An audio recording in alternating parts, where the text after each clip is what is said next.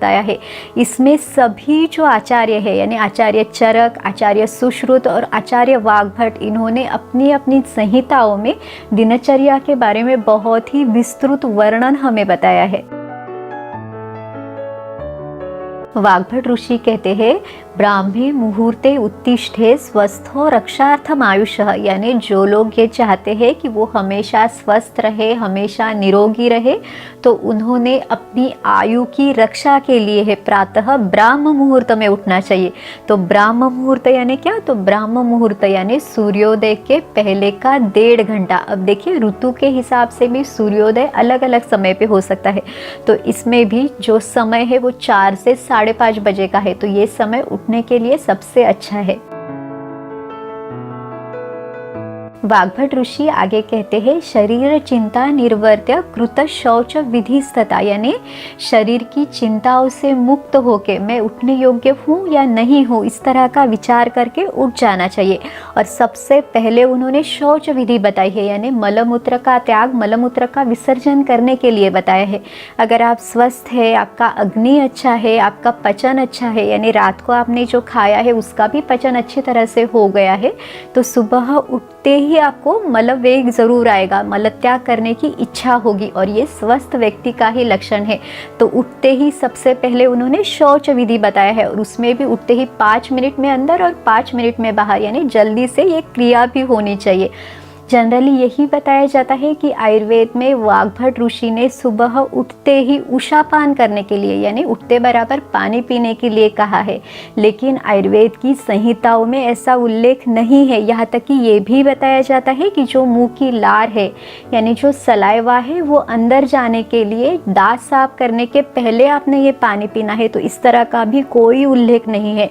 उठते ही उन्होंने शौच विधि बताया है यानी मलमूत्र का त्याग करने के लिए बताया है, और इसके बाद जो है वो दंत धावन बताया है। आयुर्वेद की संहिताओं में दांत साफ करने के लिए दातून का प्रयोग करने के लिए बताया है। फिर इसमें भी अर्क, बरगद, बबूल, अर्जुन, करंजन, नीम, इसमें से किसी भी पेड़ की छोटी टहनी है उसका इस्तेमाल करने के लिए बताया है। इसमें उन्होंने वो जो टहनियाँ आप लेंगे उसकी जो लंबाई है वो 12 अंगुल बताई है, और उसमें उसकी जो मोटाई है वो व्यक्ति के छोटी उंगली के जितनी ही मोटाई उस जो छोटी टहनी है उसकी होनी चाहिए। तो हर व्यक्ति अलग है, उसकी उंगली की जो मोटाई है वो भी अलग अलग है, तो इस तरह से देख के आपने लेना चाहिए। और इसके 2 काल भी उन्होंने बताया है कि किन 2 समय पे आपने ये दंत धावन करना है यानी दांत साफ करना है। तो इसमें सुबह उठते बराबर और खाना खाने के बाद, क्योंकि खाना खाते समय भी जो अन्न के कण है यानी जो फूड पार्टिकल्स है वो वहाँ पे रहते हैं, तो इसलिए ये दांत साफ करना भी ज़रूरी है। तो इस तरह से 2 समय उन्होंने बताए हैं।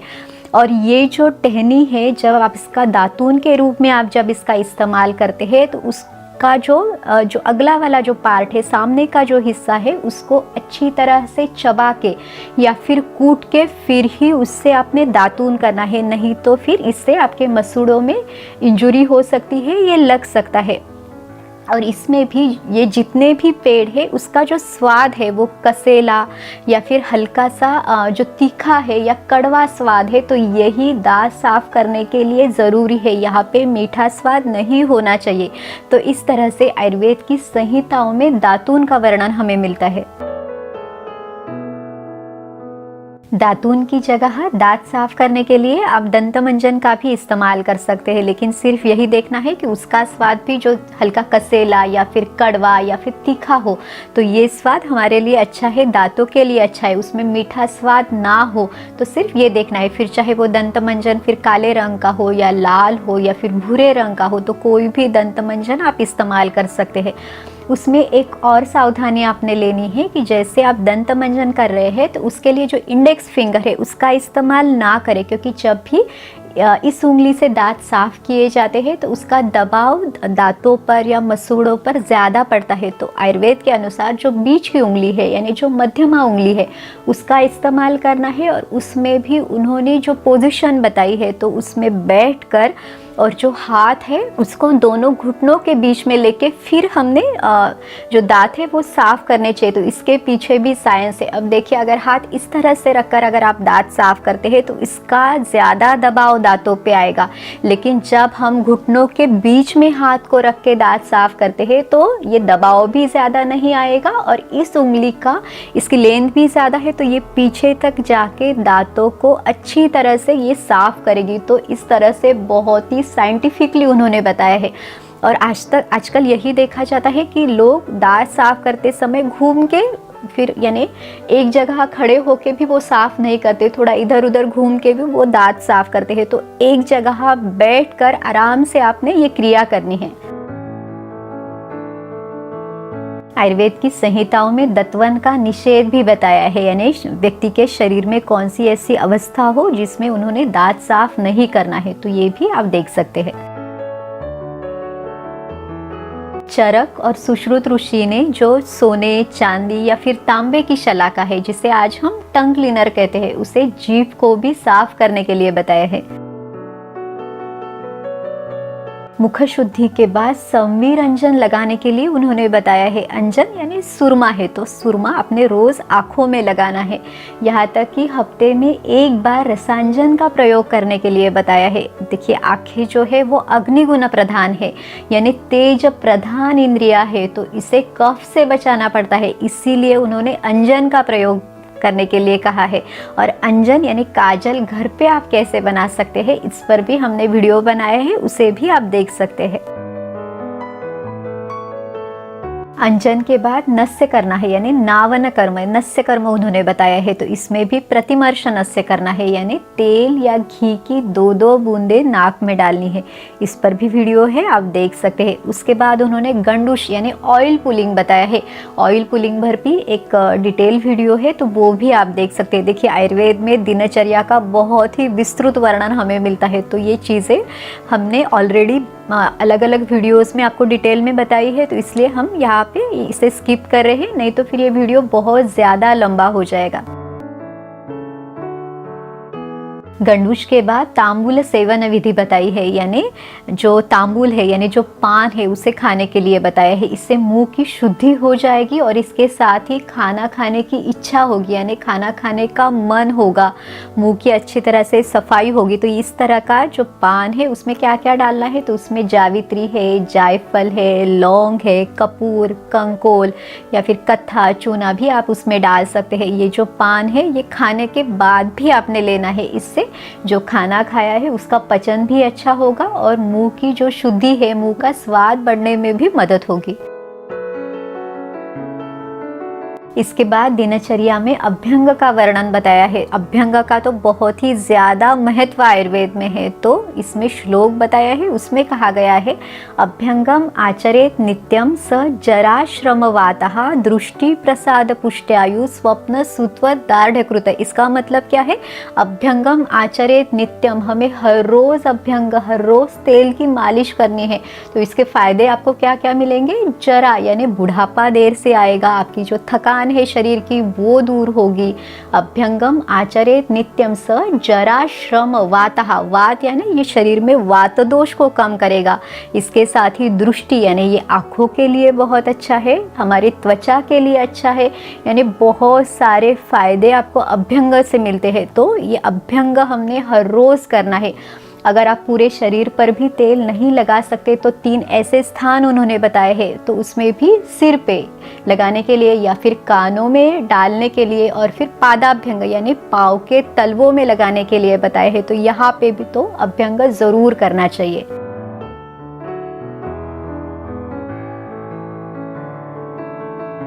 अभ्यंग के बाद व्यायाम करने के लिए बताए हैं। तो व्यायाम करने से आपको क्या क्या फ़ायदे होंगे, तो आपकी जो जठराग्नि है, जो पचाने वाली अग्नि है, वो स्ट्रॉन्ग होने में, वो बढ़ने में आपको मदद मिलेगी। काम करने की जो शक्ति है वो बढ़ेगी और शरीर में अगर अतिरिक्त मेद धातु है, अगर चर्बी बहुत ज़्यादा है, मोटापा है, तो उसे कम करने में भी ये जो व्यायाम है वो आपको मदद करेगा। व्यायाम करना कितना है, तो अर्धशक्ति व्यायाम। अर्धशक्ति व्यायाम यानी क्या, तो अगर आप व्यायाम कर रहे हैं और आपको सांस फूल रही है, या फिर मुंह से सांस लेना पड़ रहा है, या फिर माथे पे या काखों में या हाथ पाँव में पसीना आ रहा है, या फिर मुंह सूख रहा है, तो इस समय समझना चाहिए कि अर्धशक्ति व्यायाम हुआ है। तो इस तरह से आयुर्वेद में अर्धशक्ति व्यायाम का वर्णन हमें मिलता है। उसमें भी उन्होंने बताया है कि जो वसंत ऋतु है जिसमें कफ दोष बढ़ता है, या फिर जो ठंडी का मौसम है जैसे हेमंत ऋतु और शिशिर ऋतु, तो इसमें अर्धशक्ति व्यायाम करना है। लेकिन जो बाकी ऋतु है उसमें आप अर्धशक्ति से कम व्यायाम भी कर सकते हैं। प्रकृति के अनुसार भी व्यायाम कम या ज़्यादा करना है वो निश्चित किया जा सकता है। जैसे जिनकी वात प्रकृति है, जिनके शरीर में ऑलरेडी वात दोष बढ़ा हुआ है, तो उन्होंने व्यायाम कम करना चाहिए। या फिर जो कफ प्रकृति वाले व्यक्ति है या जिनके शरीर में कफ दोष ज़्यादा है, तो उन्होंने व्यायाम ज़्यादा करना चाहिए।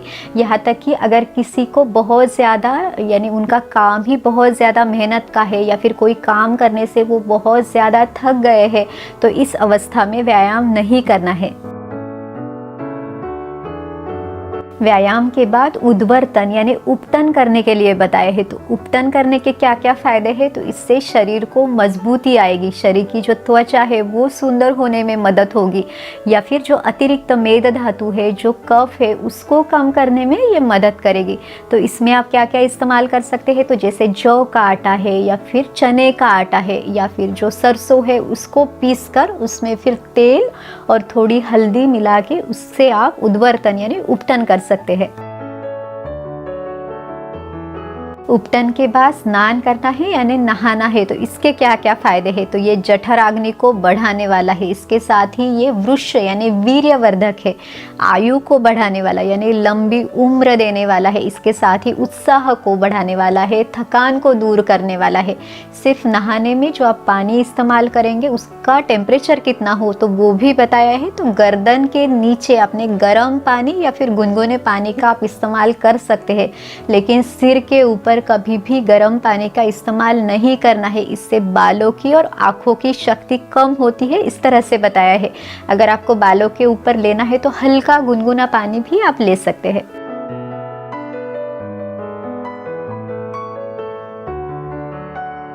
स्नान के बाद उन्होंने भोजन विधि बताई है, यानी खाना खाने का सही तरीका कैसे होना चाहिए। सबसे पहले तो खाना कब खाना चाहिए? तो सुबह पेट अच्छी तरह साफ होने के बाद पहले खाया हुआ यानी रात को आपने जो खाना खाया है वो अच्छी तरह पचने के बाद ही दूसरी बार खाना खाना चाहिए। जब आपको ऐसे मन हो और अच्छी तरह से भूख लगे तभी खाने का सेवन करना चाहिए। अब ये भी चाहिए कि खाना कैसे हो, तो खाना जो है वो षट रसात्मक हो यानी 6 स्वाद उसमें हो। फिर मीठा, खट्टा, खारा, तीखा, कड़वा, कसेला, ये सभी स्वाद आपके खाने में होने चाहिए। खाना जो है वो सात्विक हो, घर पे बना हुआ हो, आपके लिए साथ में यानी आपके लिए अनुकूल हो। जो भी आपका ट्रेडिशनल फूड है, जो आपके फैमिली में पहले से खाया जा रहा है, उसी तरह का खाना आपके खाने में हो। तो इस तरह से आयुर्वेद में बहुत सारे नियम भी बताए हुए हैं। इस पर हमने एक डिटेल वीडियो बनाया है, आप वो वीडियो भी देख सकते हैं। प्रकृति के अनुसार भी हर व्यक्ति की जो भूख है, उसका अग्नि है, वो अलग अलग हो सकता है। जैसे जो जिनकी वात प्रकृति है या जिनके शरीर में वात दोष ज्यादा है, उनका विषम अग्नि रहेगा, यानी कभी भूख लगेगी कभी नहीं लगेगी। पित्त वालों का तीक्ष्ण अग्नि, इनको भूख बहुत अच्छी लगेगी। कफ प्रकृति वालों का मंद अग्नि है, यानी उनको भूख थोड़ी कम लगेगी, खाने का पचन होने में भी समय लगेगा। तो हर एक प्रकृति के व्यक्ति ने अपनी भूख को, अपनी अग्नि को जानकर ही उतनी ही मात्रा में खाने का सेवन करना है।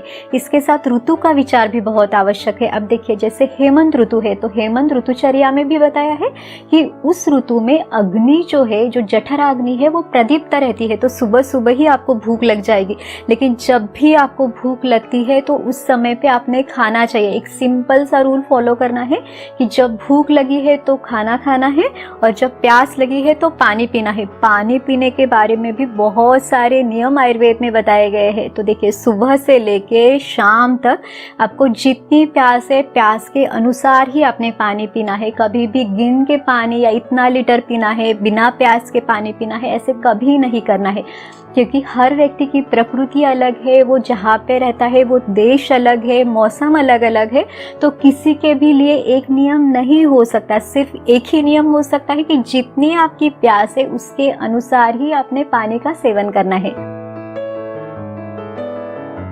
खाने के पहले भी आप एक 40 से 50 मिनट पहले पानी ले सकते हैं, यानी जितनी आपकी प्यास है उतना पानी आपने लेना है। फिर खाने के बीच में थोड़ा थोड़ा पानी लेना है। आयुर्वेद में बताया गया है भोजनेच अमृतम वारी, यानी खाने के बीच में थोड़ा थोड़ा एक एक घूंट पानी लेना है।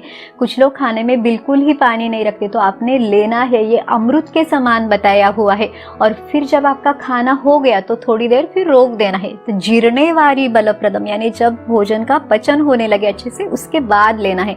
तो जैसे 1.5-2 घंटा अगर आप बिना पानी के रह सकते हैं तो ये काफ़ी अच्छा है। लेकिन अगर खाने के बाद भी आपको प्यास लगती है या जैसे आपको दवाई लेनी है तो थोड़ा बहुत पानी आप ले सकते हैं, उसमें भी हल्का गुनगुना पानी हो तो बहुत ही अच्छा है। तो इस तरह से थोड़े से रूल्स आपने फॉलो करने हैं। तो दिन भर में जैसे सूर्योदय से लेकर सूर्यास्त तक जितनी प्यास है उतना पानी लेना है, लेकिन सूर्यास्त के बाद पानी को भी कम करना है, क्योंकि शरीर में पानी को भी पचाना पड़ता है। तो सूर्यास्त के बाद अगर आपको पानी लेना ही है, प्यास लगी है, तो थोड़ा सा गुनगुना पानी ले, वो भी थोड़ी क्वांटिटी में ले। तो इस तरह से ध्यान रखना है। पानी पीने के भी जितने नियम है या फिर उषापान से संबंधित जितने भी आमतौर पर जो सवाल पूछे जाते हैं उनके बारे में भी हमने वीडियोस बनाए हैं, आप उसको भी देख सकते हैं। आजकल बहुत सारे लोग अलग अलग डाइट प्लान्स ट्राई करते हैं, यानी जैसे किसी ने बताया कि आपको इतनी कैलोरीज इतनी ही लेनी है, या फिर गिन के खाना है, इतनी कटोरी दाल, इतना चावल, इतनी रोटी। लेकिन आप देखो कि ये आपका जो डाइट प्लान है आप कितने दिनों तक फॉलो कर सकते हैं, और एक ही रूल सबके लिए कैसे हो सकता है। काफ़ी बार ये भी बताया जाता है कि सिर्फ फल खाओ या सिर्फ सब्जियाँ ज़्यादा लो या फिर आप फलों का जूस लो, इतना गिन के फ्रूट्स खाओ, लेकिन ये सबके लिए नहीं हो सकता। अगर देखो वेस्टर्न कल्चर में उनके खाने में फाइबर्स वैसे कम है, क्योंकि उनके खाने में ज़्यादातर नॉनवेज है या फिर ब्रेड पाव इस तरह की चीज़ें ज़्यादा है। लेकिन हमारा जो भारतीय परंपरा से बना जो भी खान पान है, दाल चावल सब्जी रोटी, इन सब में फाइबर्स है।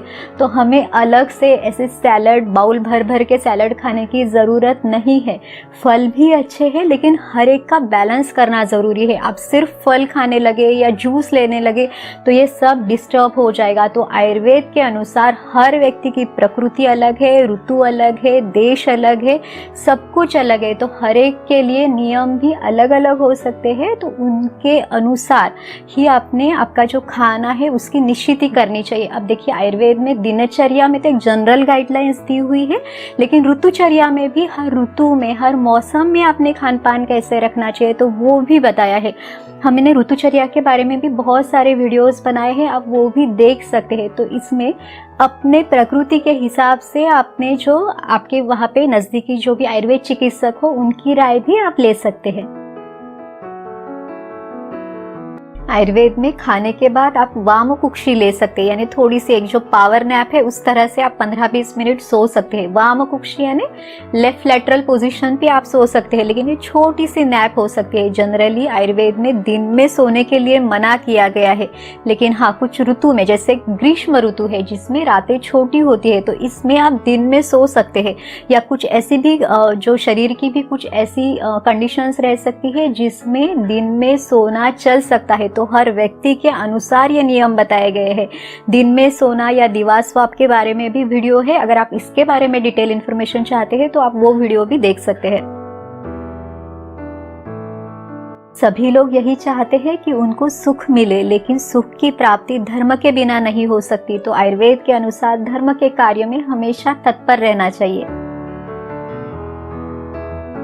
वाग्भट ऋषि कहते हैं कि 10 प्रकार के पाप कर्मों का हमेशा मन वचन कर्म से त्याग करे, यानी उनसे हमेशा दूर रहे। अब देखते हैं कि हमारा दूसरों के प्रति व्यवहार कैसा हो। तो देखिए जो निर्धन है यानी जिनके पास धन की कमी है उनको मदद करे, जो दुखी है उनको धीरज बंधाए। फिर उन्होंने कहा है समदृष्टिता, या चाहे वो कोई भी प्राणी हो, फिर चाहे वो कीड़े मकोड़े चींटियां हो, इस सब सबके प्रति समान दृष्टिकोण रखना चाहिए। उसके बाद उन्होंने सम्मान किसका करना चाहिए, तो उसमें भी जो है देवता है, गाय है, ब्राह्मण है, माता पिता, गुरुजन, वैद्य, राजा, अतिथि, इन सबका सम्मान करना चाहिए, इन सबका सत्कार भी करना चाहिए। सभी के लिए मन में अच्छे भाव हो, सब पर उपकार करे, फिर चाहे सामने वाला शत्रु ही क्यों ना हो, लेकिन उसके लिए भी हमारे मन में अच्छे भाव होने चाहिए। फिर उन्होंने बताया है समभाव, यानी सुख हो या दुख हो, हर स्थिति में हमारे मन की स्थिति समान होनी चाहिए। फिर बताया है मधुर भाषण, यानी हमारी वाणी में मिठास होनी चाहिए, हमें योग्य समय पर ही बात करनी चाहिए और हितकर बात करनी चाहिए, यानी जिसमें सब लोगों का हित छुपा हुआ हो, ऐसी ही बातें हमने करनी चाहिए। उसके बाद वो बताते हैं कि धर्म, अर्थ और काम, इन सब का बैलेंस करना चाहिए। आयुर्वेद के ग्रंथों में रत्न, मणि, यहाँ तक कि आवश्यकता के अनुसार औषधि द्रव्यों का भी शरीर पर धारण करने के लिए बताया है। बाहर जाते समय भी छाता है, पादत्राण यानी जो फुटवेयर है, या फिर हाथ में काठी है, यानी जो दंड धारण उन्होंने बताया है। इसके साथ ही सिर पर पगड़ी या टोपी अवश्य पहनने के लिए कहा गया है। देखिए, ये जितनी भी बातें कही गई है वो उस समय के हिसाब से, ऋतु से खुद का बचाव करने के लिए, जैसे धूप है, बारिश है, या फिर स्वरक्षा के लिए उन्होंने बताई है। लेकिन आज के समय में भी हम समय के अनुसार, आवश्यकता के अनुसार इनका उपयोग कर सकते हैं। दिन भर में भी सदाचार को अपनाना है, निषिद्ध कर्म यानी जो काम हमारे लिए अच्छे नहीं है उनसे खुद का बचाव करना है। वाग्भट ऋषि अंत में बताते हैं कि हर व्यक्ति को ये सोचना चाहिए कि मेरे दिन और रात कैसे हो रहे हैं, मैं कैसा होता जा रहा हूँ। इस विषय पर ध्यान केंद्रित करने वाला पुरुष कभी दुखी नहीं होता। तो देखिए, इसका मतलब क्या है, तो जो भी इस बारे में सोचता है, तो अगर उससे कोई गलती हो भी रही है तो वो अपनी गलती को सुधार सकता है, और अगर कोई अपनी गलती को सुधारता है तो वो कभी दुखी नहीं होता।